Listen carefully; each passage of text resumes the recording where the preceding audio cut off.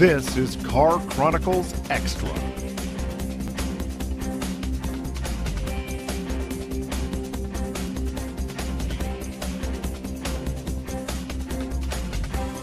Welcome to our program, which every week takes a look at some of the interesting things going on in the auto industry. This week, we're going to take a look at a very interesting Dodge vehicle, a brand new version of the Charger that's decked out in Mopar accessories. We'll tell you why they're doing that. We're also going to visit a Porsche dealership in the Detroit area. It wasn't that long ago that Porsche decided Detroit wasn't worth it. Well, they've reversed course on that, and we'll tell you why.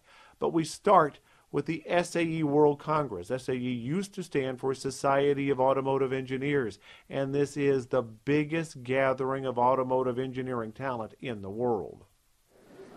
As the SAE World Congress began, engineers crammed the lobby of Detroit's Cobo Center. Inside the exhibit hall, companies showed off the latest technology. This year, the emphasis was on green. That's why the Ride and Drive featured vehicles like the Chevy Volt. In fact, GM was the host company, and they had one vehicle you couldn't drive. This is the ENVI, EN-V for electric network vehicle. GM's shown this before, but it still draws a crowd. This is a vehicle that's meant for an urban setting, much like Shanghai, China. The vehicle has a range of 25 miles on one electrical charge and a top speed of 25 miles per hour. So what's it like to drive it? It's really cool. It's actually very smooth and very fluid feeling. It has almost a feeling of hovering more than a traditional vehicle would have. Most of the exhibits were more down to earth, like more fuel-efficient engines that run on natural gas, attempting to solve one big issue: range. If we follow this through to completion and this engine concept makes its way into a vehicle, we hope that at some point we'll be able to get an engine that's powered by CNG into a vehicle that gets diesel-like efficiency, or as a minimum gets the consumer back to that 300 plus miles of cruising range in their vehicle. And every year, there are those who believe they have found ways to improve traditional engines. The Scuderi engine rearranges parts to get you a 50% fuel economy boost. Our engine has more power density. In other words, it generates more power in a smaller package. And because we basically use the same components as a conventional engine and we have the same number of components, the cost actually goes down.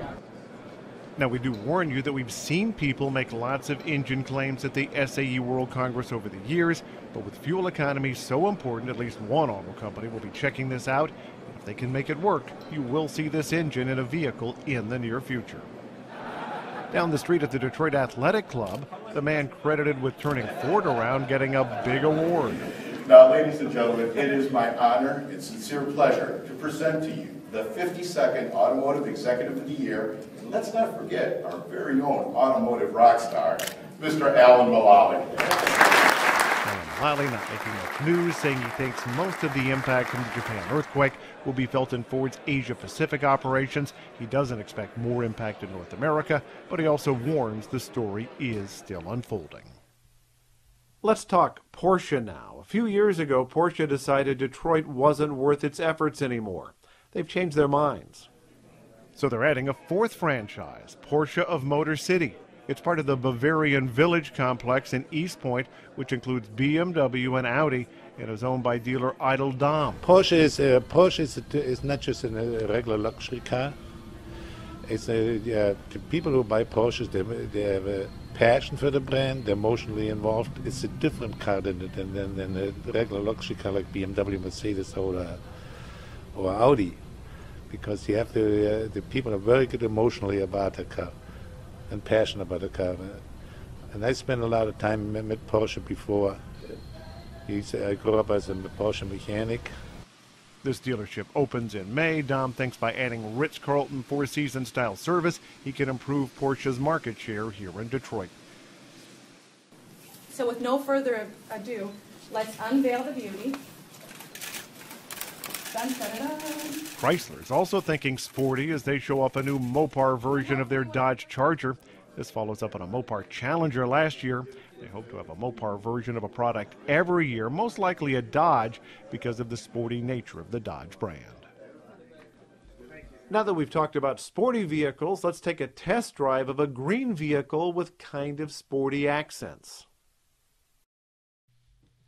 Once you get over the unique styling, particularly in the rear, the new Lexus CT200H is actually a pretty cool vehicle. The hybrid system's very smooth, and the vehicle has nice acceleration. It's meant to give Lexus buyers a more fuel-efficient entry-level option with a combined fuel economy rating of 42 miles per gallon. Now, Lexus claims it can go in pure EV mode at subdivision speeds for up to a mile, but I couldn't replicate that.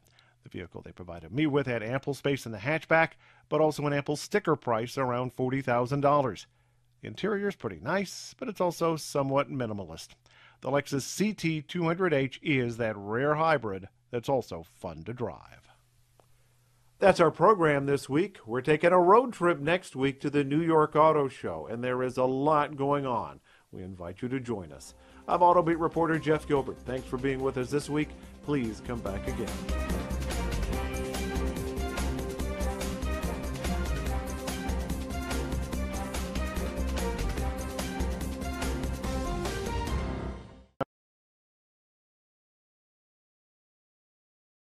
Yeah.